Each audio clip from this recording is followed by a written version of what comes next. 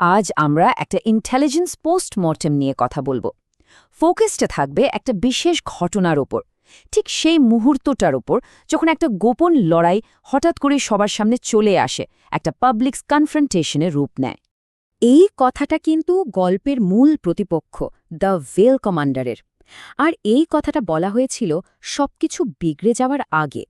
মানে এই একটা লাইন থেকেই কিন্তু আজ পাওয়া যাচ্ছিল যে সামনে কি ভয়ঙ্কর কিছু অপেক্ষা করছে, যে এই লড়াইয়ে সত্যের দাম হতে পারে মৃত্যু। তো এই হলো আমাদের আজকের ব্রিফিংয়ের আউটলাইন। আমরা ঠিক ধাপে ধাপে দেখব কিভাবে একটা গোপন সংঘাত নিয়ন্ত্রণের বাইরে চলে গেল। চলুন একদম শুরু থেকে শুরু করা যাক। আমাদের গল্পের কেন্দ্রবিন্দুতে আছে একটা অ্যাসেট, একটা হার্ড ড্রাইভ, যার কোড নেম ছিল C0, আর এর ভেতরে যা ছিল সেটাই ছিল প্রাথমিক ইন্টেলিজেন্স। এই C0 ড্রাইভটাই প্রথমবার আমাদের ব্ল্যাক করিডোর নামে একটা ভয়ঙ্কর জিনিসের সাথে পরিচয় করায়। দেখুন, এটা কিন্তু সাধারণ কোনো দুর্নীতি না, এটাকে বলা যেতে পারে দুর্নীতির একটা সিস্টেমিক হাইওয়ে। মানে এমন একটা অদৃশ্য রাস্তা যা আইন, হাসপাতাল, মিডিয়া, এমনকি পুলিশের ভেতর দিয়ে চলে গেছে। আর এই রাস্তায় কোনো অপরাধীর সাজা হয় না, কারণ তারা অদৃশ্য। এখন এই হার্ড ড্রাইভের ফাইল স্ট্রাকচারটা একবার দেখুন। এটাই আসল জিনিস। এটা ঠিক একটা ম্যাপের মতো, পরিষ্কার দেখে দিচ্ছে কিভাবে রাষ্ট্রের এক একটা স্তম্ভ, হাসপাতাল থেকে শুরু করে আদালত, মিডিয়া, পুলিশ, সবাই এই করিডোরের জালে জড়িয়ে পড়েছিল। শুধু তাই না, এই ড্রাইভে একটা হাই প্রোফাইল কেস, একজন মেডিকেল ছাত্রীর মৃত্যুর ঘটনা কিভাবে ধামাচাপা দেয়া হয়েছিল তার অকাট্য প্রমাণ ছিল।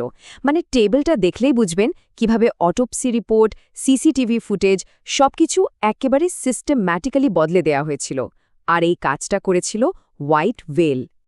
তো যখন হোয়াইট ভেল বুঝতে পারল যে এত গুরুত্বপূর্ণ ডেটা তাদের হাত থেকে বেরিয়ে গেছে, তখন তাদের প্রতিক্রিয়া কী ছিল? তারা শুরু করল অপারেশন বার্ন, একটা গোপন কিন্তু চূড়ান্ত বিধ্বংসী পাল্টা আক্রমণ। তাদের কাজের ধরনটা এই টাইমলাইন থেকে খুব পরিষ্কার বোঝা যায়। ওরা কিন্তু মানুষ খুঁজছিল না, ওরা ডেটা ট্র্যাক করছিল। যেই না ডেটা একটা ডিজিটাল ডেড জোনে পৌঁছালো, সাথে সাথে পুরো এলাকার পাওয়ার কাট। তারপর ভেল কমান্ডারের অফার, হার্ড ড্রাইভ দাও, কেউ মরবে না। আর শেষে নন লিথুল অ্যাসল্ট চালিয়ে সবাইকে দিশেহারা করে পুরো ওয়্যারহাউস জ্বালিয়ে দাও। লক্ষ্য একটাই, প্রমাণ আর সাক্ষী, কিচ্ছু যেন বাকি না থাকে। তাদের উদ্দেশ্য ছিল একেবারে পরিষ্কার, যেমনটা তাদের এক অপারেটিভ বলেছিল, এই ডেটা কখনো বাইরে যাবে না। ডেটাটাকে ফিজিক্যালি ধ্বংস করে দেওয়াই ছিল তাদের একমাত্র লক্ষ্য। কিন্তু এর পরে আসে সেই টার্নিং পয়েন্ট, সেই মুহূর্তটা যখন খেলার নিয়মটাই বদলে ফেলার সিদ্ধান্ত নেওয়া হলো। আর এই সিদ্ধান্তের প্রতীক ছিল অর্জুন সেনের ওই কথাটা, তাহলে লুকানোর সময় শেষ। এতদিন যারা শুধু বাঁচার লড়াই করছিল, তার এবার ঠিক করল এবার হবে মুখোমুখি লড়াই। আর তারপর যা ঘটল তা অবিশ্বাস্য। দেখুন, সকাল 6:17-তে ডেটা ফাঁস হলো, আর মাত্র 10 মিনিটের মধ্যে 1000 শেয়ার। সকাল 7টার মধ্যে মেইনস্ট্রিম মিডিয়া খবরটা লুফে নিল। 9টা বাজতে বাজতে হোয়াইট ওয়েল মরিয়া হয়ে সার্ভার হ্যাক করার চেষ্টা করছে। মানে কয়েক ঘন্টার মধ্যে খেলাটা পুরোপুরি ঘুরে গেল। লড়াইটা আর হার্ড ড্রাইভের থাকল না, হয়ে গেল জনমত নিয়ন্ত্রণের লড়াই। এই ডেটা লিকের পর শুধু হোয়াইট ওয়েল নয়, ময়দানে নেমে এলো আরেকটা পক্ষ, রাষ্ট্র নিজেই। যুদ্ধক্ষেত্রটা আরও বড় হয়ে গেল। আর এই সংঘাতটা কিভাবে বাড়ল তার ধাপগুলো দেখুন।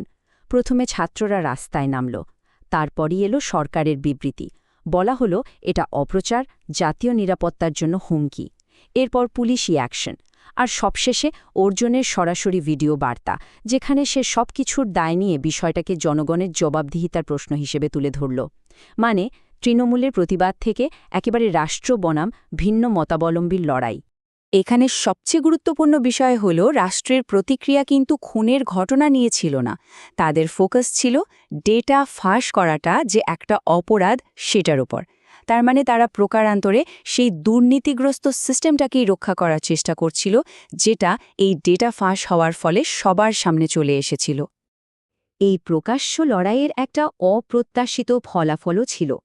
প্রচণ্ড চাপ সৃষ্টি হল হোয়াইট ওয়েলের নিজের ঘরের ভেতরেই। এই প্রথমবার অর্গানাইজেশনের ভেতর থেকেই প্রশ্ন উঠল, আমরা কি সীমা ছাড়িয়ে যাচ্ছি? তাদের নিজেদের মধ্যেই কেউ কেউ ভাবতে শুরু করল তারা কি সত্যিই সিস্টেম পরিষ্কার করছে নাকি নিজেরাই একটা দুর্বৃত্ত শক্তি হয়ে উঠছে। আর এই নৈতিক সংকট থেকেই জন্ম নিল একটা বড় দুর্বলতা। হঠাৎ করেই তাদের একটা ইন্টারনাল নোডে অ্যালার্ট এলো। দেখা গেল তাদেরই একজন সদস্য শত্রুপক্ষের কাছে একটা এনক্রিপ্টেড ডেটা প্যাকেট পাঠিয়েছে। প্যাকেটের সাথে একটা মেসেজও ছিল, ওরা অস্পৃশ্য নয়। যদিও তাকে সাথে সাথেই ধরে ফেলা হয়, কিন্তু ততক্ষণে যা ক্ষতি হওয়ার হয়ে গেছে। তো সব মিলিয়ে ডেটা লিকের পর এই লড়াইয়ের চরিত্রটা কিভাবে আমল বদলে গেল, চলুন সেটা এবার বিশ্লেষণ করা যাক। এই টেবিলটা দেখলেই পুরো বিষয়টা পরিষ্কার হয়ে যাবে। এটাই আমাদের বিশ্লেষণের সারমর্ম। ডেটা লিকের আগে আর পরে দেখুন, আগে উদ্দেশ্য ছিল একটা হার্ড ড্রাইভ দখল করা, যুদ্ধক্ষেত্র ছিল অন্ধকার ওয়্যারহাউস। আর পরে উদ্দেশ্য হয়ে গেল জনমত নিয়ন্ত্রণ করা, আর যুদ্ধক্ষেত্র হয়ে গেল খবর, সোশ্যাল মিডিয়া আর রাজপথ।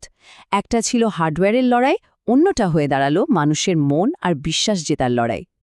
এমনকি ওয়েল কমান্ডার নিজেও এ পরিবর্তনটা স্বীকার করে নিয়েছিল। তার কথায় এই যুদ্ধ এখন প্রকাশ্যে।